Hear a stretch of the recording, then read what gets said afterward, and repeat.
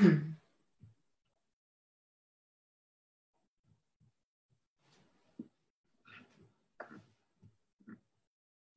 afternoon, everybody.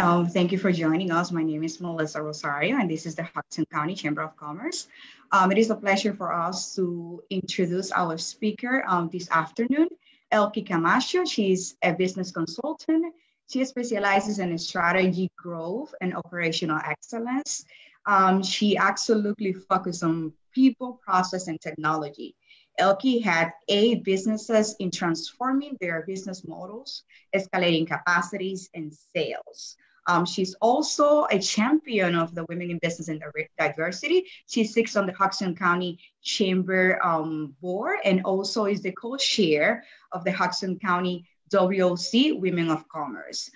Elke will be speaking today about leadership and personality styles and how could COVID-19 affect us as leaders after we overcome this situation. Thank you, Elke, for joining us. It is a pleasure to have you. Thank you so much, Melissa. I'm really delighted to be able to share this information. So we're going to go ahead and dive right in. What we're going to look to cover today are what are personality styles, benefits of understanding personality styles, looking at the dynamics of personalities and teams, and then looking at the impact of stress and personalities and teams. And we're going to close with leading mindfully with personality. Following that, we'll have an open QA. So any questions, feel free to add to the chat and we'll be sure to address during our Q&A session. So jumping right in, what are personality styles? So personality styles come from the area of research or study under behavioral psychology. And it incorporates a lot of social psychology, a lot of psychology in general, and then really looks to understand how that behavior component plays a big part. And personality styles deal generally on 4 different spectrums. How we receive and direct our energy. So you may have heard some of the terms introvert, extrovert. Ways in which we take in or gather information. Ways in which we make decisions. And ways in which we organize our lives. And for the purposes of today's presentation, I'm going to be using the Myers-Briggs tools. Some of you may or may not have heard of them, but they're very standard tools in this area of study. And some of the tools that she uses is called the Myers-Briggs type indicator. So there's a lot of information out there on that. And by and large, when I speak to some of this stuff, I'll be speaking to the MBTI tools. What are some of the benefits of personality typing? Why would anyone want to learn about this? Why is it important to individuals and to businesses? So there's a number of benefits to personality typing. Some starting off with self-understanding and development, really understanding and gaining an awareness of how personality affects our behavior really tends to open up doors and awareness for our own emotional intelligence, our own self-direction and leadership in various types of environments, whether that's personal or work or otherwise. There's benefits in career development and exploration, understanding how certain personality preferences and behaviors can likely lead us towards different types of careers and environments which play on our strengths and our preferences. There's benefits in problem solving, being able to compose task force or teams that are really dedicated or focused on collectively solving a problem. There's great benefit in relationship counseling, whether that's again in the work environment or in the personal environment. When it comes to personality typing, personalities don't only exist in our work environment. They're a function of us as individuals. And so the more understanding that we gain around how we operate, what our natural preferences and strengths are, they'll also aid us in our relationships with one another. Other benefits really around the workforce are in management training and in leadership training, really learning how to create effective leaders, learning how to build some of those skills so that leaders can then empower their people to be at their best and work in their best, regardless of environment and circumstances. These are great tools for team building, really helping a newly formed team or an existing team come together and operate more cohesively, being able to increase their communication, their trust amongst one another, and really being able to increase in their output and productivity. Other benefits here are in diversity training. So the plus side of understanding benefits of personality really give awareness to what it is and how it's to be used. And that also then opens the door against unconscious bias and really being able to mitigate some things in that arena.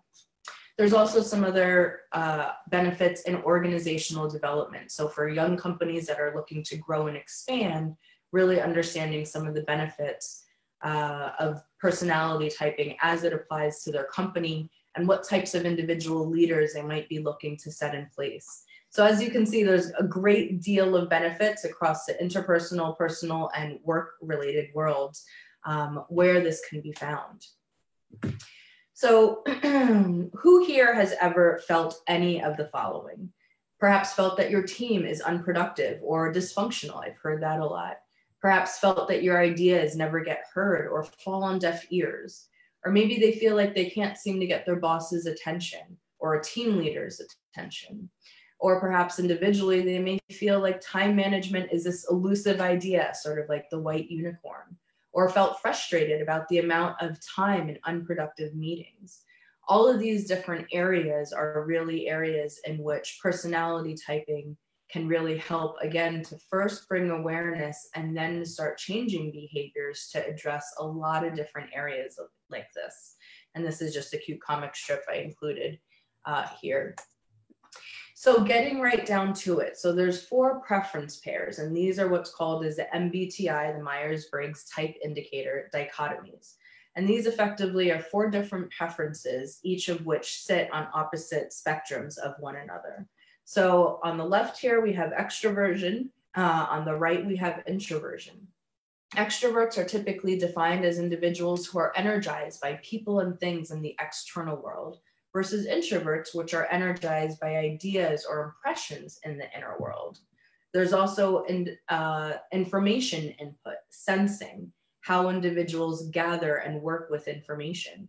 So those that fall in the sensing area gather details and facts that can be confirmed by experience.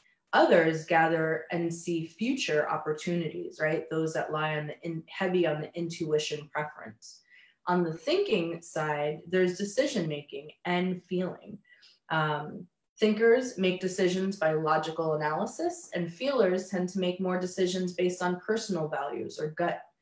On the lifestyle side, we look at judging and perceiving on the opposite dichotomies, those that enjoy planning and deciding, and those that really remain open to new ideas. And pardon me, I have 2 screens going here at once, and I realized for the sake of the camera, it might seem a little odd. Extroverts typically, going through these are energized by social interactions, things that happen in the external world. So this first area, this focus of attention, really deals with our energy preference and how we harness and recharge our energy. Those that recharge their energy or get their energy from interacting with the outside world, and those that recharge and harness their energy by focusing on the inner world tend to be a little bit more quiet. They tend to be a little more, sensitive to external stimuli. On the sensing line here, on the SNN, sensing individuals are highly practical, they're pragmatic, they're down to earth, and they tend to have strong habits and focus on what's happening or has already had. On the opposite side of those that are strong in intuition are individuals that are very imaginative. They're open-minded and curious about life. The possibilities are endless. They prefer novelty over stability and focus on hidden meanings and future possibilities, right? Moving down, the decision makers, when we look more into terms of thinking, are individuals that focus on objectivity and rationality. They look at prioritizing logic over emotions. They focus on, or they tend, I should say, to hide their feelings and see efficiency as more important than cooperation. On the flip side of that, those that are really strong in feeling are individuals that are naturally empathetic. They tend to be emotionally expressive. They tend to be less competitive than the thinking types, and they focus a lot on social harmony and cooperation. The last line here on the lifestyle side, judges, let me go back here. On the judging side, those that are strong in judging are individuals that tend to be very decisive. This is not to get confused with those that are judgmental or come to a quick judgment. That's not at all what this is talking about. But these are individuals really that are highly organized, that are structured. They value clarity and predictability and closure, and they prefer structure and planning as opposed to spontaneity. On the flip side, those that are strong in perceiving tend to have some of the opposite preferences. Individuals that are good at improvising or that are great at spotting opportunity. They tend to be flexible and non-conformist. They love keeping their options open and being flexible to see what new things may come. So you really see, through this slide, there's 4 different pairs here, and each of them really are at each opposite ends of the spectrum for each other. Some characteristics of each of these, if you've never heard some of these words before, we'll go through them. So extroversion are individuals that are attuned to external environments. They might prefer to communicate by talking or working out ideas while speaking. They learn best by doing or discussing, right? They like that group activity and they're sociable and expressive. On the flip side, introverts are typically drawn to their inner world. Sometimes you might have heard the terminology that might be a little more cerebral. Thinkers, those that tend to enjoy a lot of the excitement and evolution that's going on, I should say, in their own head. They prefer to communicate in writing, and they work out ideas by reflecting on them, by thinking things through. They learn best by reflection or that mental practice, and they take initiative when the situation is serious or important to them. Characteristics of the sensing type are oriented to present realities. They're factual and concrete. They want to know the data. They want to observe and remember specific instances of things or specifics around a certain situation. And they're typically really grounded in trusting their experience. They want to know, has it been done before? Is this tried and true? And they build carefully and thoroughly towards conclusions. On the flip side, those who are strong in the intuition type are oriented towards future possibilities. They're imaginative and verbally creative. They remember specifics when they relate to a pattern. They trust inspiration, right? A lot of that gut thinking that comes there, and they like to move quickly to conclusions or follow their hunches. I'm sure as I'm going through this, you might be able to start identifying some characteristics that you may relate to, or maybe those that are close to you. Some characteristics of those that are strong in thinking, the thinker type, I should say, is that they're extremely analytical. They use a lot of cause and effect reasoning, and they solve problems with logic. Logic is a really big theme through those that are strong on the thinking preference. They strive for an objective standard of truth. Excuse me, and they can be tough-minded. I'll apologize ahead of time that you might notice me taking a couple sips of tea. My allergies this season are really getting stirred up the past couple of days. But moving on the feeling side, they're empathetic. They have a natural empathy towards people. They're guided by a lot of personal values. They assess the impacts of decisions on people. And they typically strive for harmony and positive interactions. And they also may appear tenderhearted.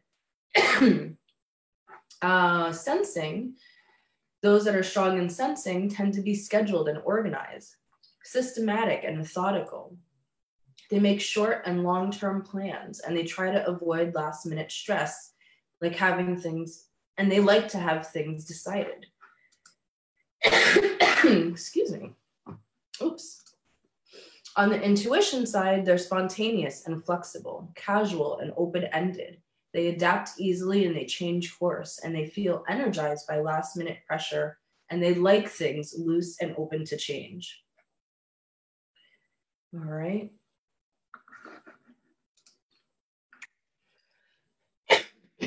What it's not. So MBTI and personality preferences, they're not a stereotype, and this is really important. They're not a measure of better or worse. There is no right or wrong. There is no better or worse preference. It's not a measure of skill, and this is really important. personality types don't automatically mean that someone has the skill and the ability to deliver. And it's not a method of assigning work to people. Just because somebody tends to be strong in sensing, let's say, doesn't necessarily mean that you send every type of logical problem to them to problem solve. Let's see here. So before we go on, I'm going to open it up to Melissa to see if there are any questions before we move into types and teams. So I'll stop sharing for a minute. Elke, so I feel that sometimes, especially when we are going through uncertainty times, we might feel the pressure that we have to adjust our personality. And if we do that, how can we make sure that as we adjust for the changes, we bring the right, correct, let's say, list of characteristics that we can face any situation without people, without affecting others? That's a great question. And so in a simple form, and we might get into this a little later in the Q&A, but to answer simply, every person brings to the table their own unique set of personality makeups, which will give them natural tendencies to certain behaviors. And we're going to get into that in just a little bit. And so during stress, it's important, I keep mentioning this word awareness, to change our behavior primarily takes the awareness that there's something to change or that there's another way of going about it. So learning about your own personality and learning about some of the preferences will then help you keep in mind, how am I likely to act when there's no pressure? And then what does that look like when there is a lot of pressure? Am I still likely to act the same way? And we'll get into looking at how there are primary and secondary behaviors. And so we'll look at that a little later. I see one more question.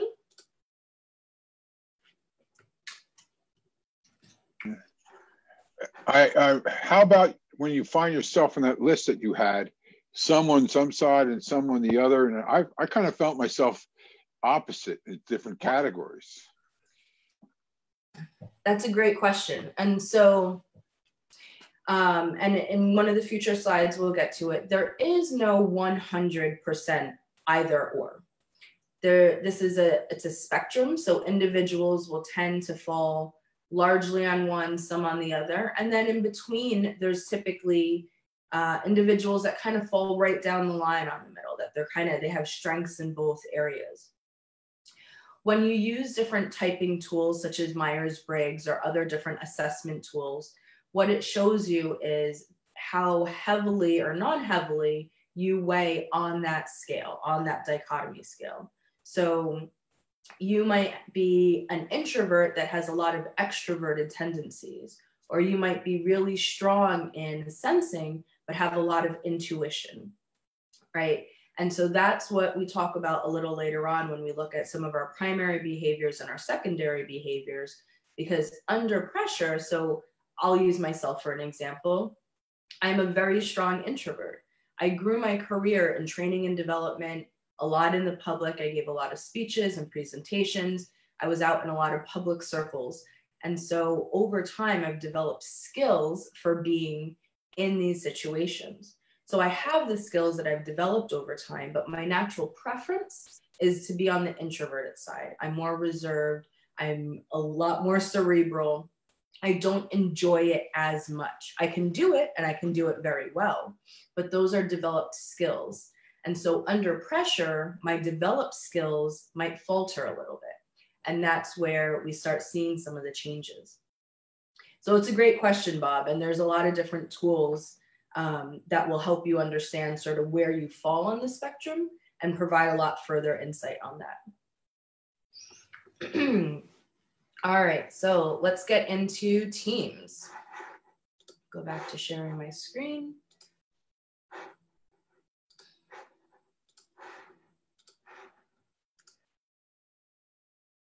All right, teams and types. So we're gonna get into team process and working agreements, team relationships and type bias, and how stress impacts types.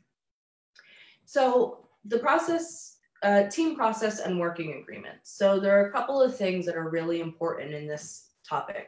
One is being self-aware. Helping to increase your knowledge in this area will effectively help you bring awareness to how you can work and operate optimally. It doesn't necessarily mean that you are going to, again, be better or worse, because there is no better or worse. But again, it brings an awareness to what are my natural preferences, and then it provides you the opportunity to consider in what types of environments do I do my best work? How do I handle information in the best way? What's my natural inclination? When it comes to working together, teams, whether they recognize it or not, typically have ways that they wind up working together. There's a group history, or maybe there's a way that the department operates, or maybe there's an overarching culture for the team. And so without knowing it, they tend to create ways in which they operate. So when it comes to personality and preferences, what's important to remember is that, excuse me, working together is more than just completing the task. It's really looking at the what and the how of getting it done. How is it that we're going to accomplish this? And what is it that we're going to put in place in order to create success? And these typically are called working arrangements. Maybe you've heard of them by name of rules of engagement. And typically when there's big projects or initiatives, this is really important, because when you have larger initiatives, it's a good example where people tend to be brought in from different departments, or they tend to be brought in from different functions of the business. And so now they are challenged with being able to work with different types of people that they don't see every day. Maybe they don't have a long lasting relationship with, or a long forged relationship with, I should say. And so working together and creating these working agreements and really utilizing communication to establish them is extremely important. One of the things I'm sure you might have heard is that an uncommunicated expectation is extremely hard to meet. And this works in teams as well. So primarily looking at being self-aware then helps you to advocate for the types of things that you want. If you are someone that really is very logical in orientation, then it might help you to communicate with the group to say, hey, in order for me to feel comfortable as a decision maker, this is the kind of information I need. This is what I'm going to be looking for. Or as somebody who is leading the team, and perhaps maybe you are not the best at being self-organized and self-driven, then it gives you an opportunity with that awareness to say, hey, I'm not the best at this. Is there someone in the team or in the group that would like to step up to be able to fill in that gap, right? So we see again how that self-awareness, one of the biggest benefits of learning about personality and typing is first to bring that own self-awareness to how do I naturally tend to prefer engaging with the world? How do I naturally prefer handling information and coming to conclusions? And then by doing that, you're then able to see where some of the team dynamics need some more support. Team relationship and type bias. So team relationships and type bias look at functioning at your best based on your preferences, all right? Going back to that foundational self-awareness, excuse me, is learning how to function at our best. And again, there is no right and wrong here, all right? But this is looking at during times of stress. So especially during COVID-19 right now, there's been a lot of change. We're going to take a minute and talk about this. There's been a great deal of change. Businesses have been impacted. And as many of you know, they've had to send a great deal of their workforce to work from home. Many of us in this region live in urban areas. And so we are, I'm so sorry, guys. Many of us live in urban areas. And so we're challenged when it comes to having the space setting, right? Having a dedicated office setting to be able to conduct our work. All right, let's see. Hold on for me 1 second.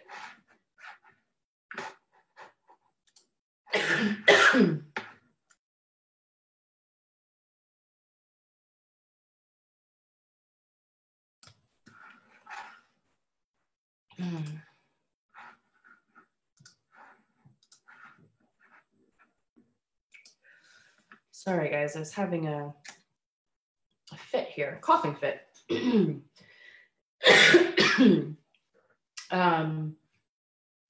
So getting back to what I was saying, there's been a lot of displacement. And so because of that, there's been a lot of stress. You know, we recently had a program in which we talked about the impacts of stress personally and in the household, as a lot of parents are wearing a lot of different hats. They have kids at home. Work is extremely demanding.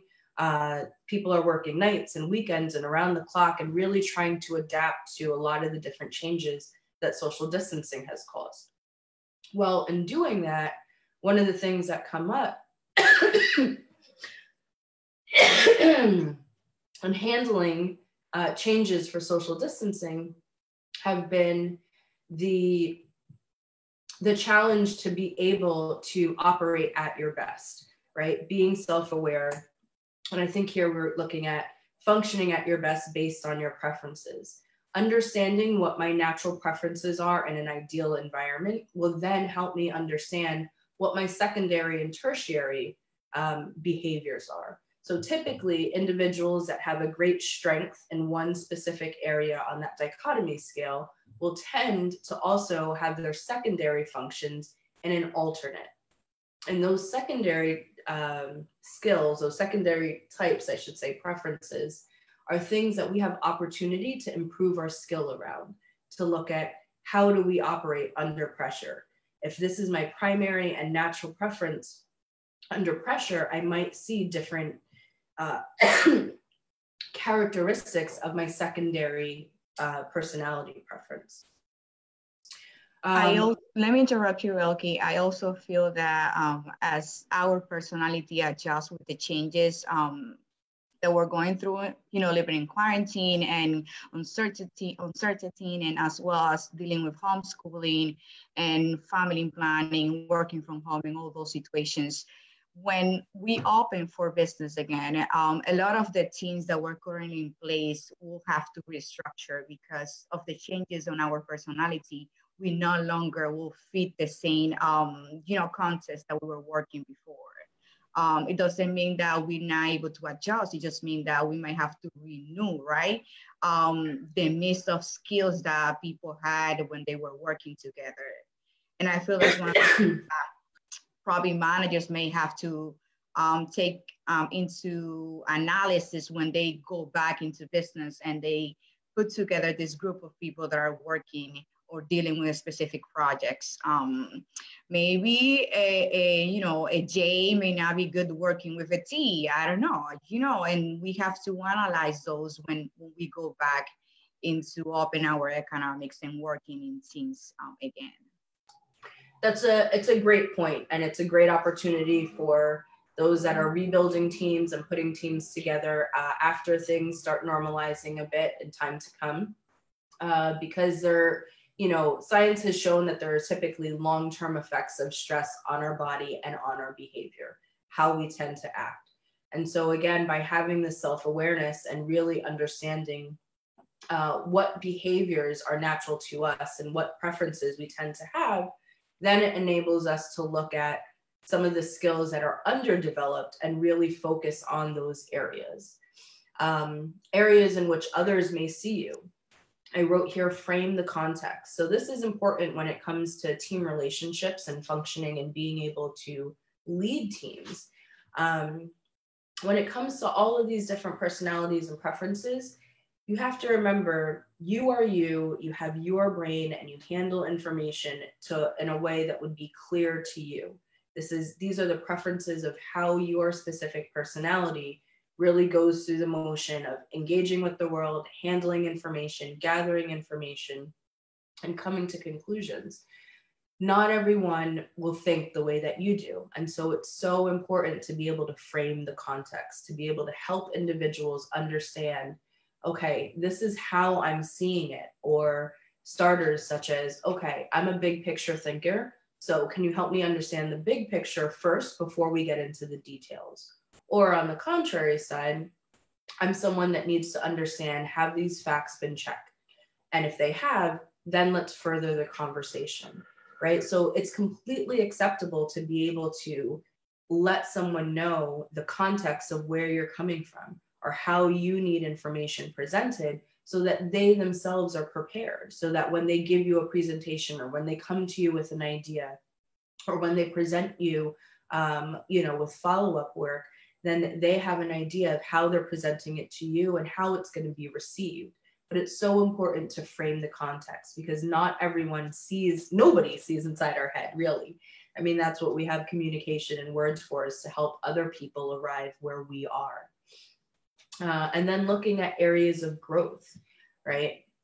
So when it comes to team relationship and bias is a really big area. And, you want to make sure that just because you've gained a little bit of information on this, you don't suddenly start painting everyone with the same color paintbrush, right? What would type bias sound like?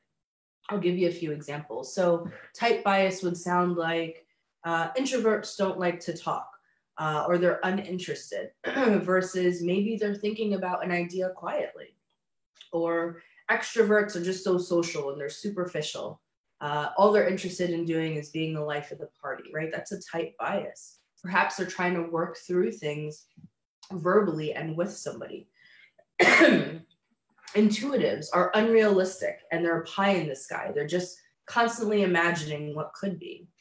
Perhaps so, but perhaps they're also big picture thinking. Perhaps they're taking in consideration the subject at hand plus all the other elements that relate to that subject. Let's see. Let's say thinkers might get labeled as critical and uncaring versus trying to analyze objectively, right? Thinkers like to be able to look at the information. They have a lot of ability to self-distance so that their notion and their thoughts around the subject are more objective. And perhaps people look at them and think, oh, they just don't care. They don't care about anyone's feelings.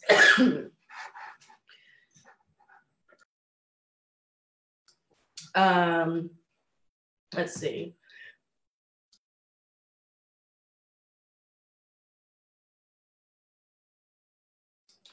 Thinking types, feelers. I think I already went over thinking types. Feelers may get labeled as talking or taking everything too personally. These are the types that are naturally empathetic. They naturally take in other people's emotions and perspectives and impact to them.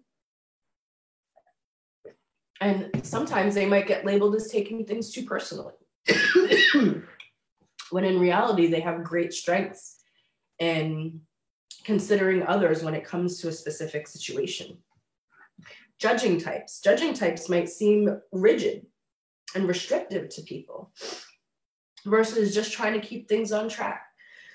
I feel that the judging point is very important that you touch that, because sometimes we might, feel that, okay, judging is someone that, analyze other from their perspective and then, kind of like say judgments, about how the people act and that, and then we can get a little bit confused regarding that type of personality.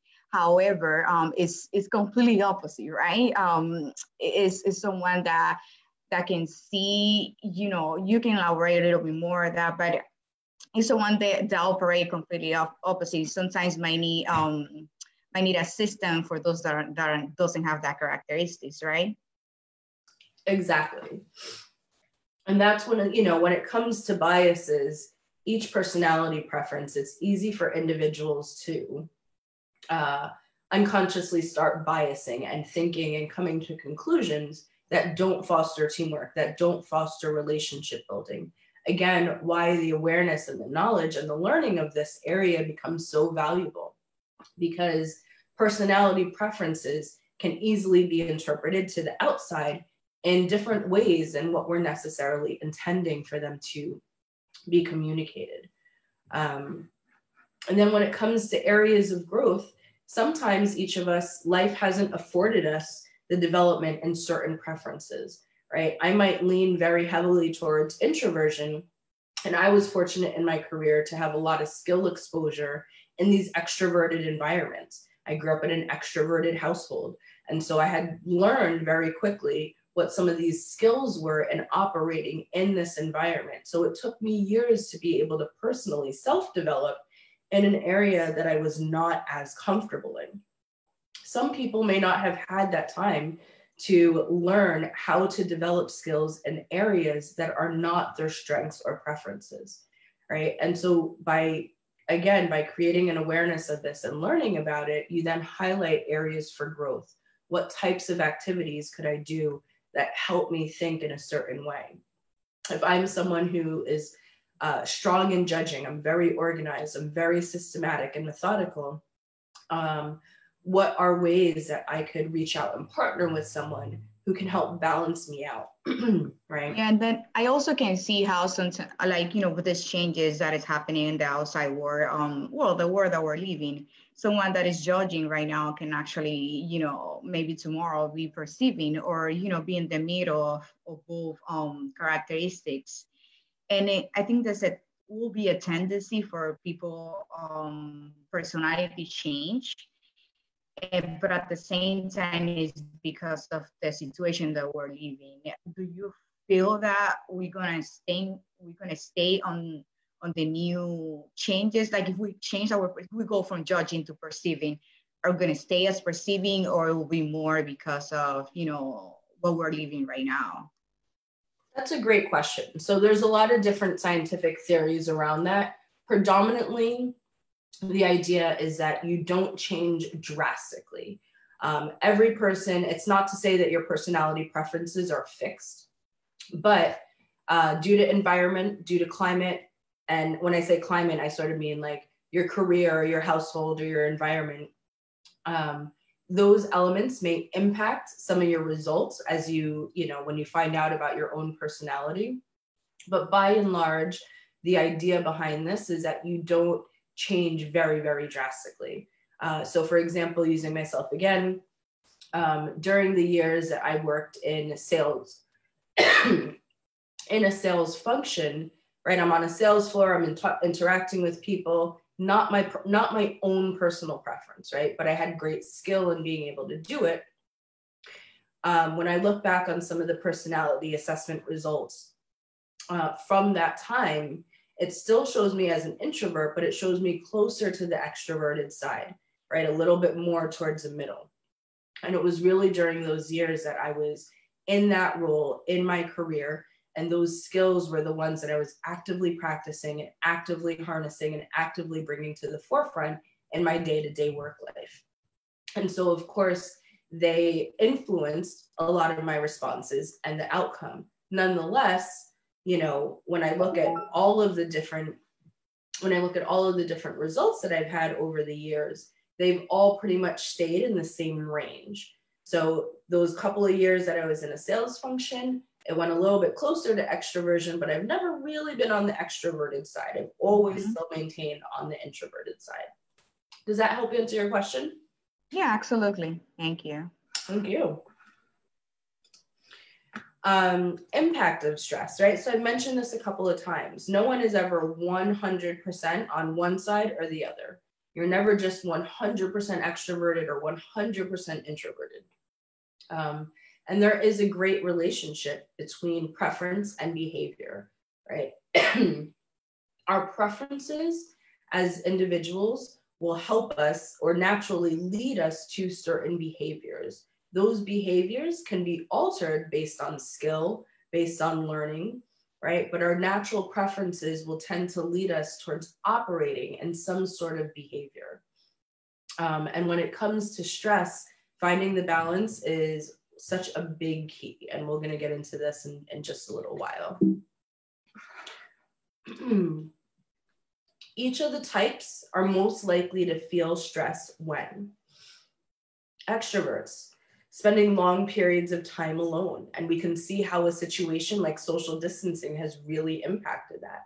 Maybe you know friends and family and you can think of them.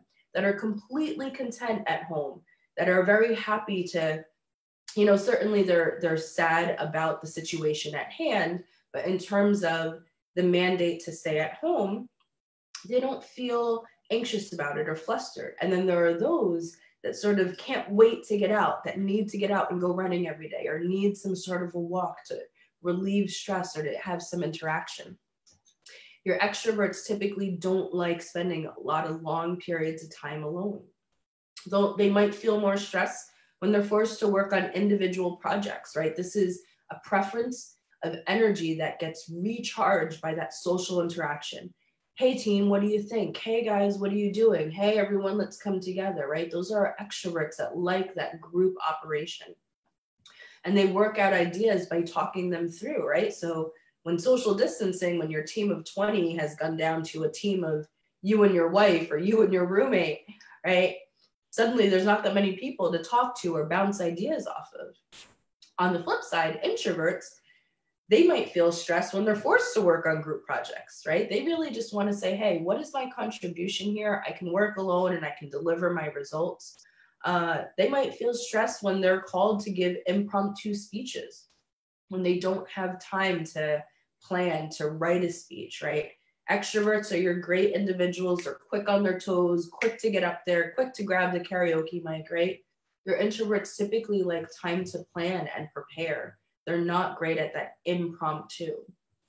They might feel stressed when they're experiencing frequent interruptions, right? They like to be focused. They like to be able to focus their attention and their energy on something. And so the constant interruptions, I think of open work plans, right? There are some individuals that really thrive in open work plans and those that really have a hard time, not necessarily because they don't like people, but because the constant interruption of their brain activity and them thinking really becomes a challenge. Those that are strong in sensing will likely feel stressed when they're working with material that's really abstract, right?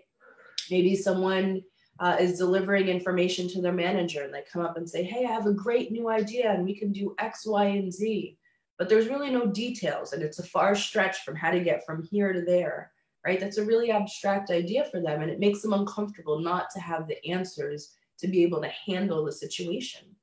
And they'll feel a little more stressed out when the requirements are too vague, right? So both of those abstract elements and when requirements are too vague, certainly during COVID-19, one of the skills that a lot of individuals have had to very rapidly step up in is being able to maneuver in the ambiguity, right? How do you still move forward when there's so many things that are unknown? For these individuals that are very strong in sensing, it's an uncomfortable and it's a not a preferred preference, right? They're too vague, it's too abstract. And respect is lacking for tried and true. When people want to say, hey, we've never done it before, but let's give it a shot, you know, let's fly off the cuff and let's just figure it out as we go. Those types of situations might be giving those that are in sensing a lot of stress. On the intuition side, working with material that's very detailed, right? These are the guys that love the abstract thinking. So working with information that's super detailed is not ideal for them, or where the requirements are too specific. They might respond and say like, oh, I don't have any room to think or to feel or to create my own way here. And respect is lacking for innovation and change. And these tend to be our personality types that are tremendous at bringing new innovation and building upon things in a new way, and bringing those ideas up. And so when they can't do that, they tend to feel a little stressed. On the thinking side, when competence is lacking or when objectivity is absent, right? If someone comes to you and is making their problem your problem, right?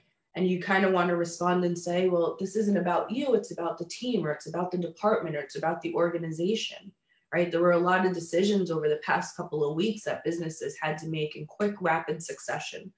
And not everybody was afforded the time to make decisions in light of one person or two people or three people, right? It wasn't personal, it was business.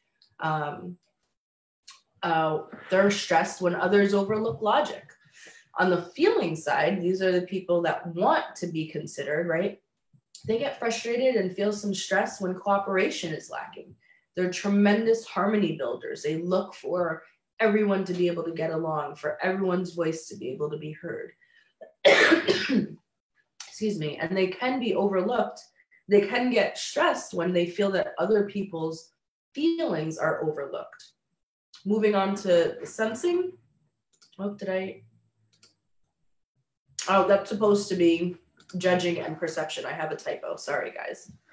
On the judging, when things seem adrift and when closure is not forthcoming and when plans are constantly changing, right? Judges are the individuals that are very methodical, that are very time-oriented, right? So when things have no cohesiveness of time, or when there's no closure, they tend to feel a little stressed. And on the perceiving side, this should say perceiving, when things seem too tightly scheduled, or when closure is premature, right? When an idea hasn't finished coming into fruition, or when a topic isn't fully closed out and someone closes the door on it, they tend to get stressed out by that. When they're asked to make snap judgments, right? They want to have information and the time to be able to make the information. And they also get a little stressed out when they can't change their plans, when something becomes so fixed. So those are examples of how some of the different preferences respond to stress, right? What things trigger their stress. So you can see certainly now during a time when COVID-19 is, causing a lot of us to be able to pivot, not only personally, but within our business environments. You can see how being aware of some of these skills and some of our own natural preferences can really help to shape our behaviors. So getting close to the end, leading mindfully, right? So I talked earlier on how personality typing has a lot of different benefits across family and friends and relationships, across employees and teams and departments. And so as a leader, what are things that you can do to help encourage people to operate in alignment with their own personalities, or to develop skills in areas that they may not be strong in? A lot of that comes down to asking the right questions, right? When you're looking at a situation or a problem or a task, having the awareness of how you will naturally see information begs the question, what am I not seeing that I should be seeing, right? So asking the right questions, having some sort of a partner or having someone that you can say, hey, you tend to think of things differently than I do. Can I bounce a scenario off of you and tell me what you think? Those types of questions can lead to tremendous outcomes, because you start seeing how each personality preference can engage in their world and engage in information very differently. So naturally, when we tend to be strong in a certain area, we develop a preference for that.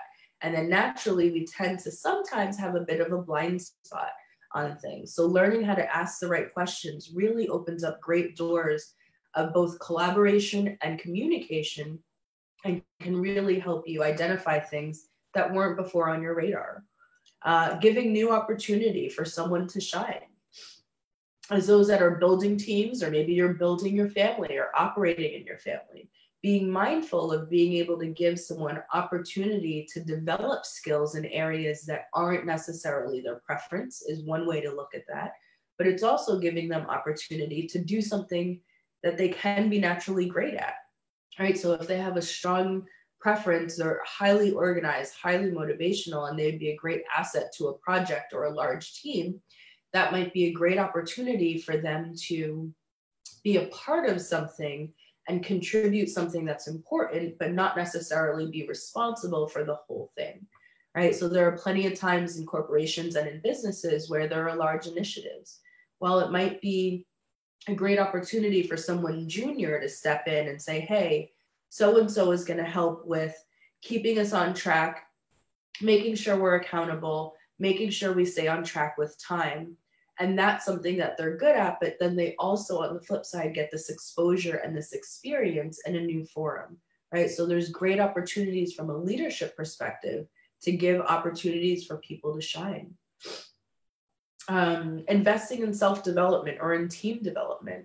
This is a tremendous asset to a leader. You know, at the end of the day, all of us as leaders, we want to be able to have other people step in our shoes. I got taught somewhere along the line that my first day on the job, I should be considering, how do I train someone to take my place, right? And I think in certain circles, people might be competitive about that, or it might be, maybe they operate by different philosophies. But at the end of the day, leaders get trained, leaders get groomed, leaders get invested in, and everybody starts out, you know, what's the saying? Every pro athlete started off in the little league, right? They all started off somewhere. And so by investing in your people and by investing these development and training skills, you might start being able to cultivate and foster tremendous leadership skills as they continue to advance in their career. On the leadership side as an individual, you also glean some great opportunity to learn how to coach and learn how to help build and form your team, so that you learn to bring out the best in each personality, or that you help create and build effective teams, right? Some of the most effective teams across the globe are those that have a tremendous mix of different personality preferences, and they communicate, they have those rules of engagement. How are we going to operate? How do we deal with conflict? Who does emergencies go to, right? They've talked all of those things through because they know that they each have different preferences. And so the best way to not have a surprise is to talk through what those expectations are. All right, so we're just about here at Q&A. Before I get here, one of the things I want to wrap up and say is that I really want to appreciate your time with us. Excuse me for all of my coughing. It's always a lot of fun to go through this stuff with people, and I think that it can be very valuable. And on a personal anecdote side, I'll share that I got into behavioral psychology many, many years ago, and it's been something that has really been transformative for me as an individual, but also throughout my career. And it really helped to shape the types of environments that I knew I wanted to work in. And when I didn't have that type of availability, right? Not all of us can apply to work somewhere and say, hey, this is the type of environment I want. But it helped me understand that in order for me to be my best, I need to balance that out. So I mentioned earlier that me personally, I'm a very big introvert. One of the things that I learned through materials and studying this stuff long ago was that because I was in career roles that were very front-facing and very public-facing roles, and I was constantly sort of on stage, if you will, in my roles, I needed a lot of time on the weekends to recharge, right? So I had to learn, and I set boundaries for myself personally where I only scheduled one thing on the weekend. And that was something I had to live by during certain roles, because I needed that time to be able to recharge my personal self in order for me to function optimally at my job, right? So you could see how there are things that in knowing some of this and gaining that self-awareness, it then enables you to start making decisions for how do I operate at my most optimal. So I want to open it up. I'll kick it over to Melissa for Q&A if there's any questions, or if anyone else on the line has any questions. I'd love to answer them. Thank you, Elke, for sharing with us this information. If anybody has a question right now, we can open up your mic if you have. Well, I first off would like to thank you guys for this. I'm hoping there's a lot of people on that go to Facebook and look this over. I think the time is very well spent. I find that what you're talking about is having a lot of discipline. Once you understand yourself, it takes discipline to stay on track and not get sideways or get involved in something. So I can see that in you, Elke. You're very disciplined in your approach, and it's actually inspiring me a little bit here. So thank you. Thank you. Thank you. Well, I really appreciate you guys joining. This is me. As I mentioned earlier, there's a lot of other tools on the market that are not MBTI. So feel free to reach out to me this week if you'd like a free personality assessment. I'll send you a link. And I'm happy to go over it with you and spend some time on the phone with you going through it if you feel that that is something that could be valuable. And if you have any further questions, please let me know. Feel free to email them over. And then I guess we'll wrap up here with a big thank you to Hudson County Chamber of Commerce. Melissa and the Chamber puts on some tremendous programs, so I'm sure this and many others like it to come. You can contact her for further information. So with that said, I'm gonna kick it over to Melissa, and thank you very much for joining, guys. No, thank you. Thank you for providing that information. Thank you to everybody that joined us and those that join us through Facebook. Thank you for being tuned. For more information about the events and programs that the Chamber is hosting, you can go to huxtonchamber.org and go to events. There is all the information that we're hosting, everything through Zoom. So no excuses to not join. Thank you, Bob. Thank you, LP, again. And we'll see you for the next conference. Thank you very much, Melissa. Bye. Good to see you guys. Bye, guys. I miss you.